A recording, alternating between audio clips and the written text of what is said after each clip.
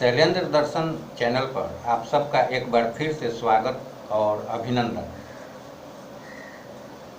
मेरे पिछले कुछ वीडियोज मंत्र संबंधी चर्चाओं से संबंधित हैं।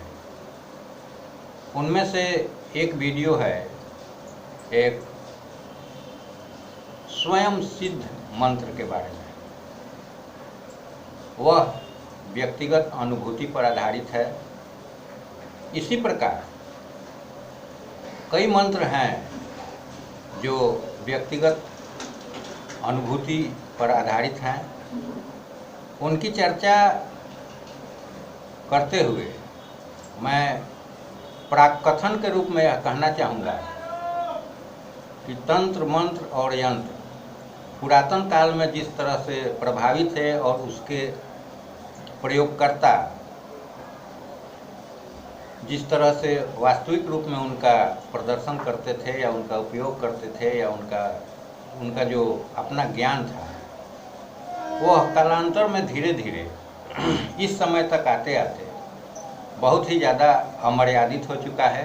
क्योंकि आधुनिक विज्ञान ने और तथाकथित मांत्रिकों और तांत्रिकों के छल कपट युक्त व्यवहार ने आम जनमानस को उससे विमुख होने के लिए बाध्य कर दिया है। लेकिन आप एक मेरा वीडियो देखेंगे जिसमें मैंने जिक्र किया है कि मेरी दादी माँ एक महामांत्रिक थीं और उनके मंत्रों के चमत्कार और प्रभाव को मैंने बचपन से बहुत दिनों तक लगातार देखा है। और उस वीडियो में आप उस प्रसंग को विस्तार पूर्वक देख सकते हैं।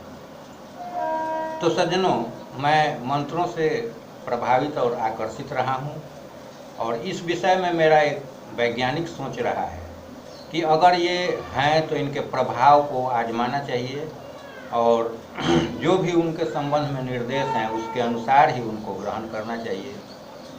तो मैंने कुछ मंत्रों को इस दृष्टि से अभ्यास किया या उनको प्रयोग में लाया, तो पाया है कि कुछ मंत्र सचमुच में प्रभावी होते हैं।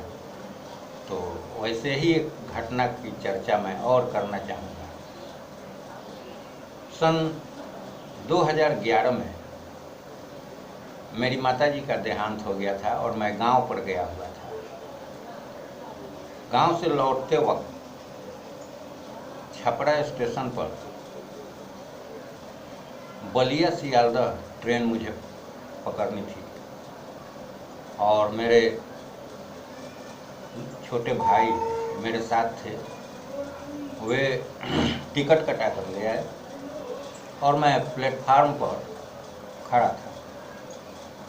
तो प्लेटफार्म पर इतनी ज़्यादा भीड़ थी कि उसका वर्णन करना जो लोग उस स्टेशन पर या इस रूट में यात्रा किए हुए होंगे वे जानते हैं। इतनी भीड़ थी, इतने सामान और इतने लोग बैठे हुए, खड़े हुए, चलते फिरते हुए कि उसमें इधर उधर मूव करना बिल्कुल ही कठिन था। और मैं घबरा गया था कि बाप रे बाप, ट्रेन कितनी भीड़ आएगी या नहीं भी भीड़ आएगी तो यहाँ से कितना भीड़ हो जाएगा। और मैं तो सवार होने से रहा क्योंकि मेरा जनरल टिकट था और पहले से रिजर्वेशन नहीं था। लेकिन तभी मुझे ध्यान आया कि एक मंत्र है जो इन परिस्थितियों में सहायता करता है।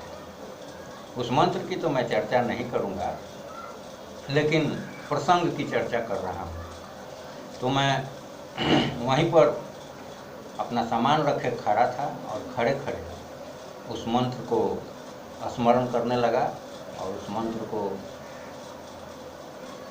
बहुत ही मध्यम आवाज़ में उच्चारित करते हुए उसका स्मरण करने लगा। कोई था भी नहीं। मेरे भाई साहब मुझे टिकट पकड़ा कर और गांव लौट गए थे। तो लगभग 1 से 1.5 घंटे बाद ट्रेन का समय था। ट्रेन अपने समय पर आई और उसमें लोग दरवाज़ों तक ठसाठस भरे हुए थे और मैं तो बस अब मंत्र पर भरोसा किए हुए चुपचाप वहाँ खड़ा था और मैं इस बात को भी भूल गया था कि मैं सवार हो पाऊंगा कि नहीं हो पाऊंगा। मैं चुपचाप मंत्र का स्मरण करते हुए खड़ा था। तभी मेरे सामने जो बोगी आकर रुकी, उसमें दरवाजे के सामने 20-25 लोग खड़े थे। वे ट्रेन रुकने के पश्चात बहुत ही फुर्ती से प्लेटफार्म पर उतर गए और मैंने आश्चर्यजनक रूप से पाया कि मेरे सामने प्लेटफॉर्म एकदम फांका हो चुका था और सभी पैसेंजर्स इधर और उधर चले गए थे और मैं आसानी से अपना बैग उठाया और कोच में सवार हो गया। उसमें मैं बाईं तरफ घूम गया और 2 कूपों के बाद एक तीसरे कूपे में ऊपर की तरफ एक सीट खाली थी। मैं उसी पर जाकर बैठ गया। तो मैंने पाया कि अगर मैं अफरा तफरी करता, इधर उधर हाथ पांव मारता या निराश हो जाता या लौट जाता या कुछ भी करता तो मेरी यात्रा तो उस दिन होते होते रह जाती। मैं उस दिन लेकिन यात्रा करने में सफल रहा और इसका श्रेय मैं उस मंत्र को ही देता हूँ, क्योंकि मैंने उसी पर भरोसा किया था और मैं ट्रेन में सवार होने में सफल हुआ और मैं यात्रा कर पाया। तो सज्जनों, यह मेरा व्यक्तिगत अनुभव है और मैंने अपनी बातें प्रारंभ में स्पष्ट कर दी हैं। किसी तरह का भ्रम कोई भी सज्जन न पालें। अगर विषय की गंभीरता को अगर समझते हैं तो अच्छी बात है, अन्यथा इन सब बातों में ज़बरदस्ती पढ़ने की कोई ज़रूरत नहीं है।